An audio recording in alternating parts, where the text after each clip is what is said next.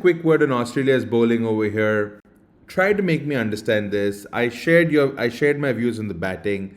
It was pretty much a regular batting side, and that's the kind of people you put out there. I understand that Stark, Hazelwood, and Cummins are your frontline bowlers. I get it. Okay, they've pretty much been bowling damn good for the last 12 years or so.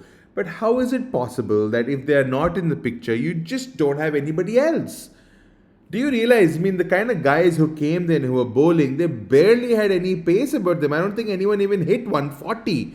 Where is the bounce? Where is the pace? Where is the swing? Where is the control? Completely missing. And where are the spinners? Adam Zampa. Adam Zampa is just completely lacking the zip from before. And then you have Conley, and I guess, okay, Conley was good.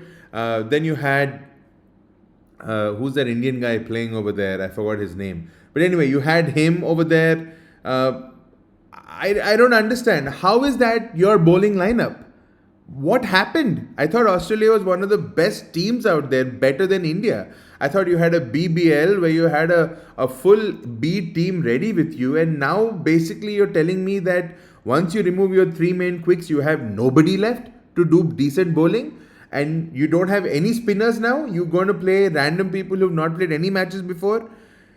This can't be the management of a team that wins championships for breakfast, lunch, and dinner.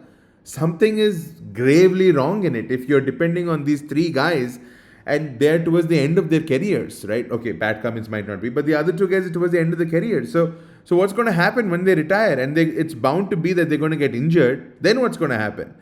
Again, very, very underwhelming, very, very regrettable performance from a powerhouse like Australia, completely unexpected and really sad that this is the kind of performance Australia is going to put out. I remember when they won the World Cup, Matthew Hayden so proudly said that Australia is a proud sporting nation. And you could see how much pain was in his eyes when he said, "It's India all the way." He was not even able to get himself to say it properly. "It's India all the way." No, it's India all the way. That's the way he was saying it.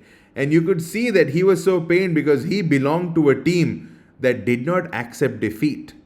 He belonged to a team that knew how to fight. But in today's Australian team, we didn't see a fight in the batting, we didn't see a fight in the bowling, and we certainly didn't see a fight in the fielding.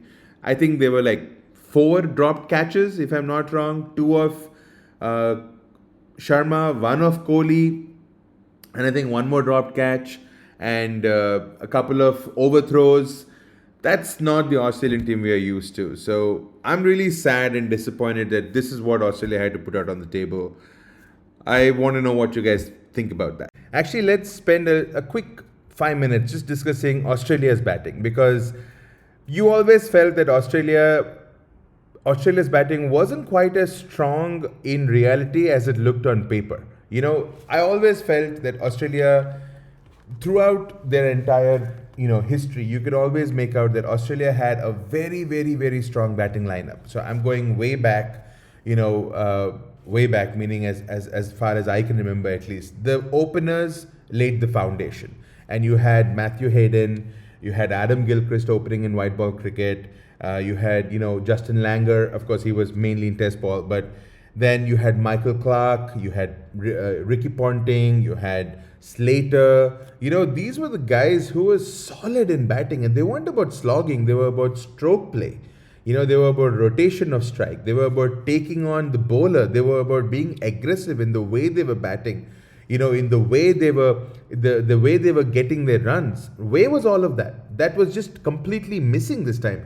This Australian batting seems to be just surviving basically, and you had a couple of people who were going for big shots and getting out. So you basically have like a bunch of makeshift guys. What about a David Warner kind of person? Where is he? How is it possible that a powerhouse like Australia doesn't have, the kind of players whom it used to produce over time? Where is the Finch kind of a guy? Who used to just take the bowling by the scruff of the neck. Who do you have now? You have Steve Smith, who basically is not really a power hitter. He's more like a grafter. You have a Marnus Labuschagne, who's like a less effective version of Steve Smith, more like a Rahul Dravid version of a Sachin Tendulkar kind of a thing. And then you have a bunch of so-so players. And how can this be your main set of players? Don't tell me that one guy who was supposed to open short was injured. I mean, if one guy gets injured, you need to get a couple of more people in. You have the BBL going on, you have the Sheffield Shield cricket going on. So many Australian players play in leagues all across the world.